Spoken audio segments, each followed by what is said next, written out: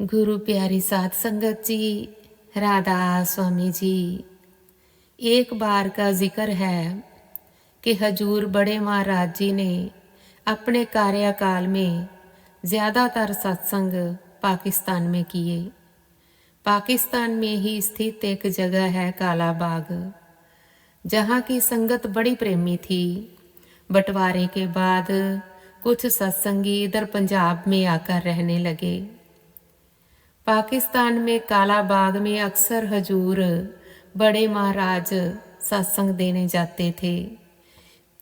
काला बाग के पास एक गांव में एक बुजुर्ग महिला, जिसकी उम्र 80 साल से ऊपर थी, उसे पता चला कि ब्यास वाले संत काला बाग में सत्संग करने आने वाले हैं।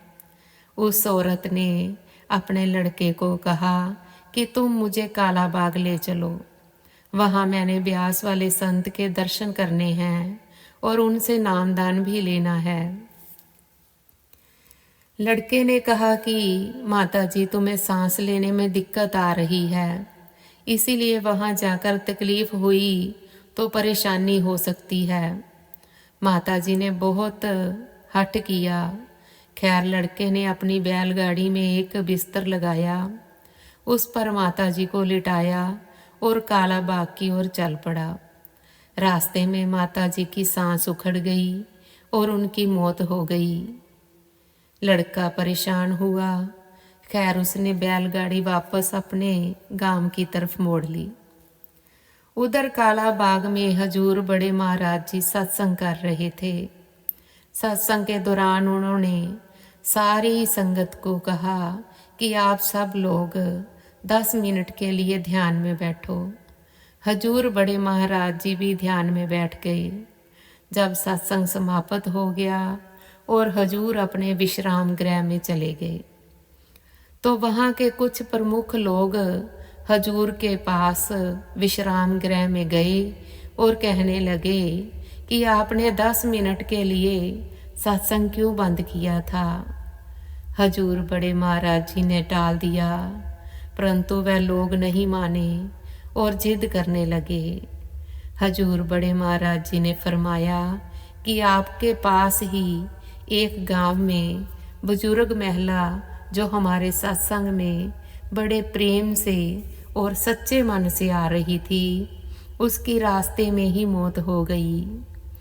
धर्मराय ने अपने यमदूत उसे लेने के लिए भेजे थे, परंतु क्योंकि उसकी जिद थी कि सत्संग सुनने और नामदान लेने की प्रबल इच्छा थी, इसीलिए हमें उसे बचाने वहां जाना पड़ा। यमदूत कह रहे थे कि वह हमारा जीव है, तो हजूर महाराज कहने लगे कि मैंने कहा आप इसके घर से सत्संग वाले स्थान तक कदम गिन लो, यदि आपके कदम ज़्यादा बनते हो तो आप ले जाना, नहीं तो मैं लेके जाऊंगा। हजूर ने फरमाया कि जब मैंने संगत को 10 मिनट के लिए ध्यान में बिठाया तो कदमों की पैमाइश चल रही थी। सत्संग की तरफ 20 कदम ज़्यादा निकले, इसीलिए माता को ले जाने के लिए मुझे जाना पड़ा। हालांकि माता को केवल सत्संग व नामदान की ख्वाहिश ही थी।